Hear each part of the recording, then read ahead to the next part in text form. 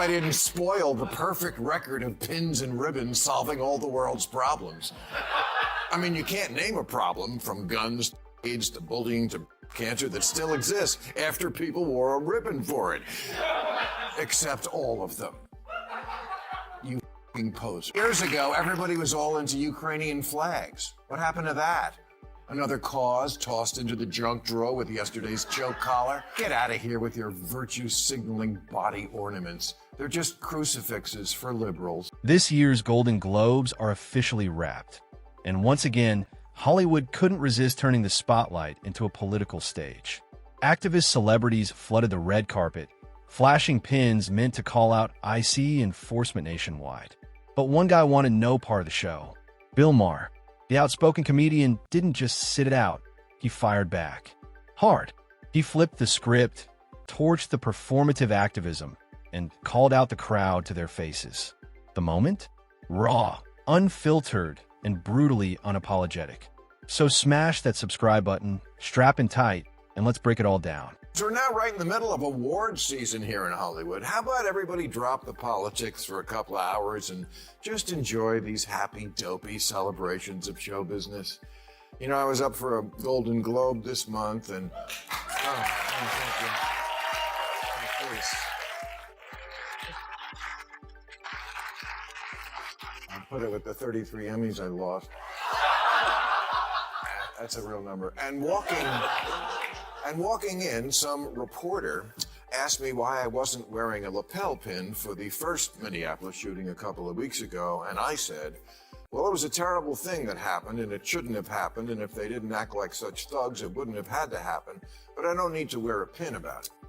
Now, please understand, I had no idea this question was coming, and so tonight, I'd like to say that if I had the chance to think about it, my answer would be exactly the same. Right out of the gate, Maher goes straight for the jugular, launching a no-holds-barred takedown of woke culture without hesitation.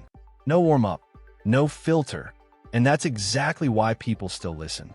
Love him or hate him, Maher doesn't follow the herd. He doesn't outsource his opinions. He thinks independently, speaks bluntly, and moves on his own terms. That's why he ditched the lapel pin. To him, it screamed performance over principle. He argues that real concern isn't stitched onto a jacket. It comes from tough conversations and uncomfortable realities. Maher also dives headfirst into the controversy itself, taking a stance few were willing to touch. He says the situation was far more complicated than the viral narrative suggested, and that cooperation might have changed everything. That said, he doesn't let ICE off the hook either. He admits the agents involved showed poor judgment and a lack of restraint. His message cuts through the noise. The real world is messy.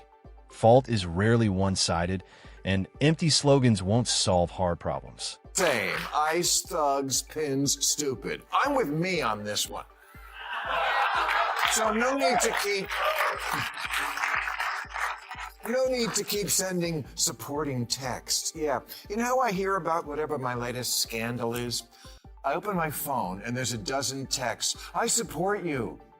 Great, I assumed you did. About what? What are we talking about? I'm sorry, I don't get my gossip from the internet like most people. I get it old school from the girls at the nail salon. Maher probably had no idea that a 60-second red carpet chat at the Golden Globes would blow up into a full-scale media firestorm. But that's exactly what it did. What should have been a throwaway interview detonated online, ripping far beyond the ballroom and straight into the culture war. And instead of getting buried, Maher saw something unexpected, a surge of support.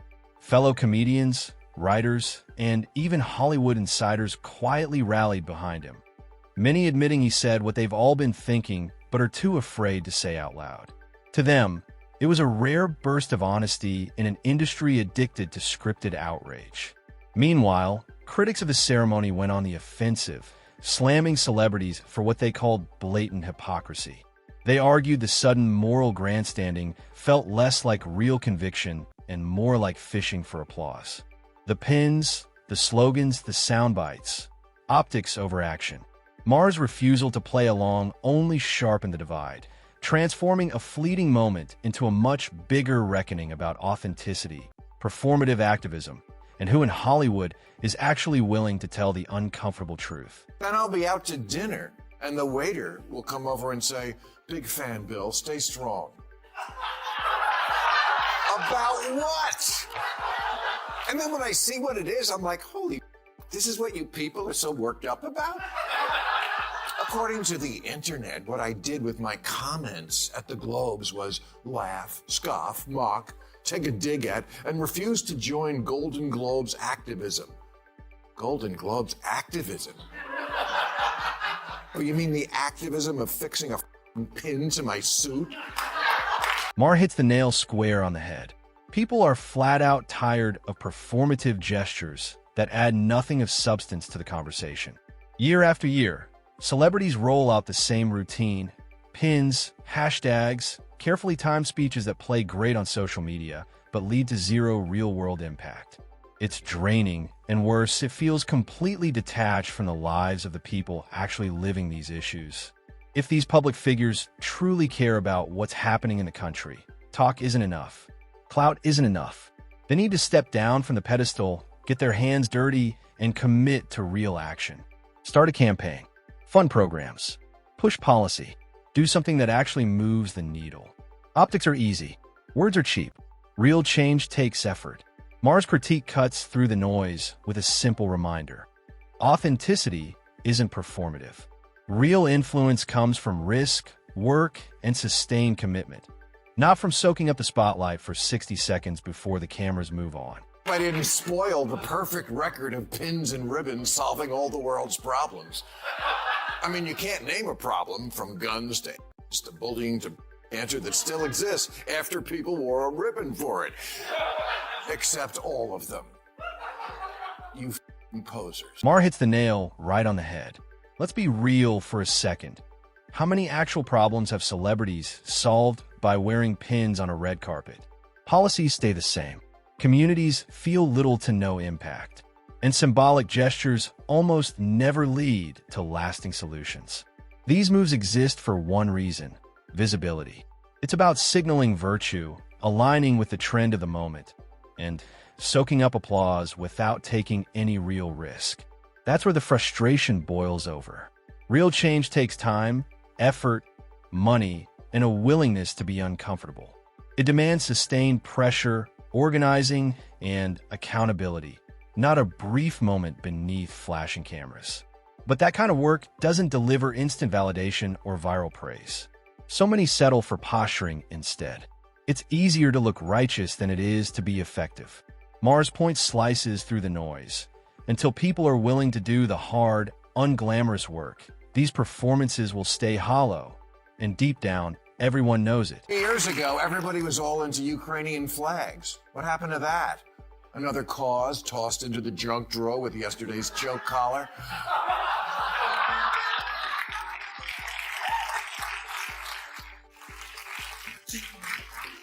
Get out of here with your virtue-signaling body ornaments. They're just crucifixes for liberals.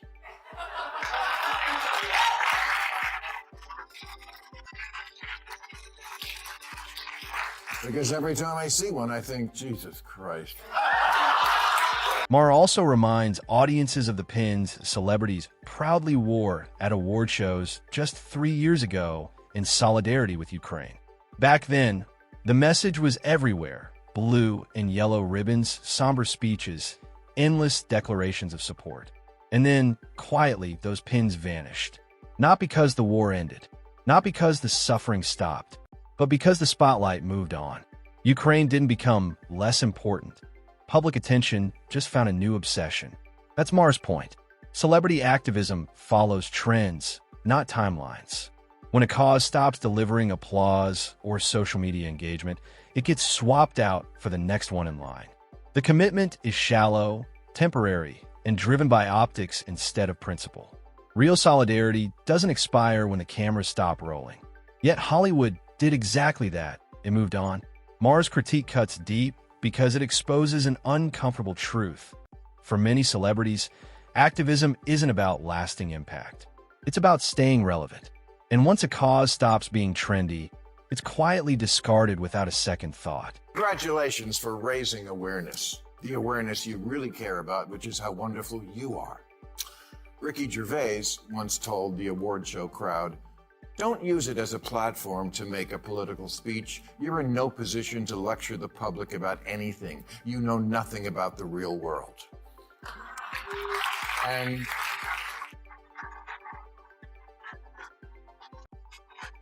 of course, this is where celebrities say, "How dare you? We're citizens with just as much right to speak out." Agreed, you absolutely do. I'm just saying, don't.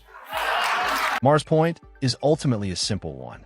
Many celebrities are so far removed from the day-to-day realities of ordinary Americans that lecturing the public on complex social and political issues comes off as hollow. Their lives are cushioned by wealth, security, and influence, insulating them from the real consequences of the policies they loudly champion. They don't deal with rising costs, public safety worries, or job insecurity, so their commentary often comes from theory, not lived experience. That distance makes them easy to mislead, especially when their information is filtered through publicists, activists, and social media echo chambers.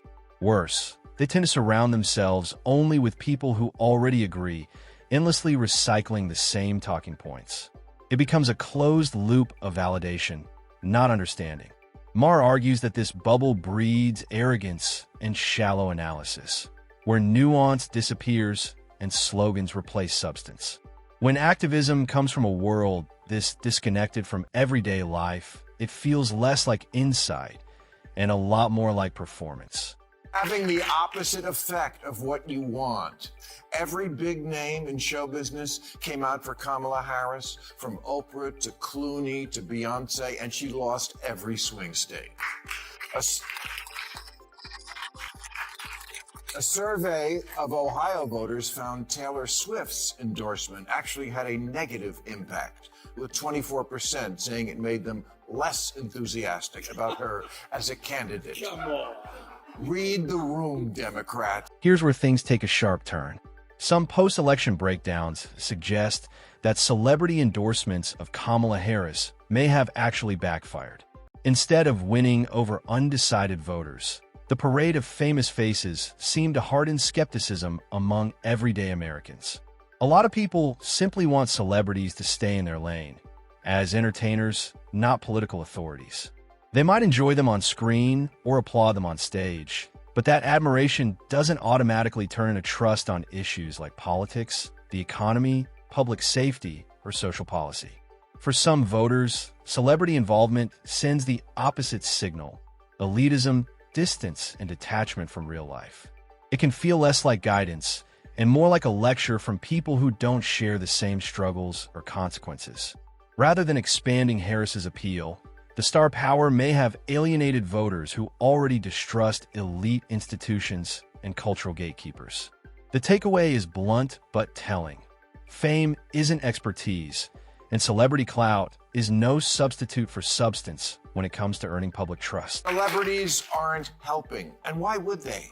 In a country where the big issue now is affordability, outside of, Springsteen and a few others, celebrities don't strike people as relatable or in touch. And what their activism mostly activates is eye rolls.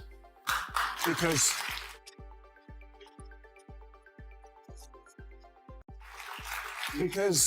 stars, they're not just like us. They're just not. They fly private. They have 5 houses all over the world. They give their kids ridiculous names.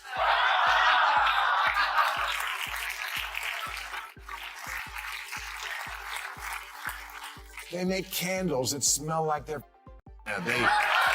It's true. Stars aren't like the rest of us, and that's the core of the disconnect.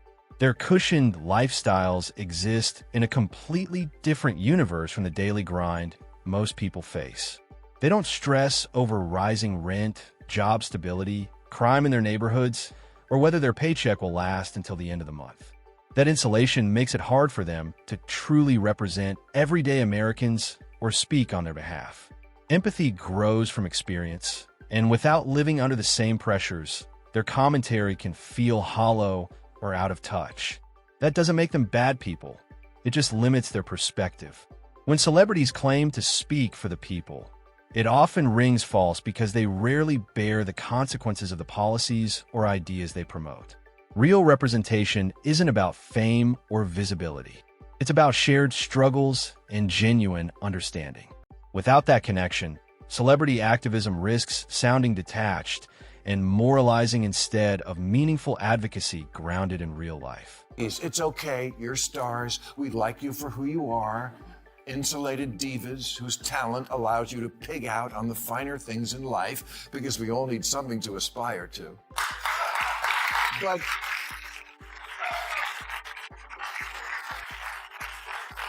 being talented, which you are, isn't the same as knowing things or having the credibility to advise people on their politics. You rail against privilege, but you avail yourself of the greatest privilege of all, to remain clueless.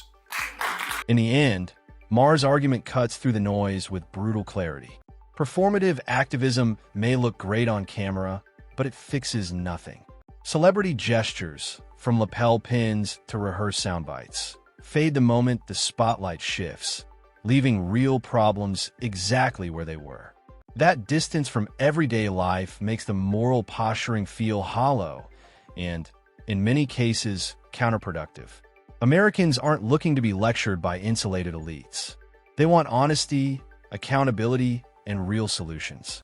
Maher's refusal to play along resonated because it felt genuine. His message is simple but powerful. If you actually care about change, stop posing for applause and start doing the hard, unglamorous work that makes a real difference. And that wraps up today's video. If you enjoyed it, hit the like button and subscribe for more content like this. Thanks for watching. I'll see you in the next one.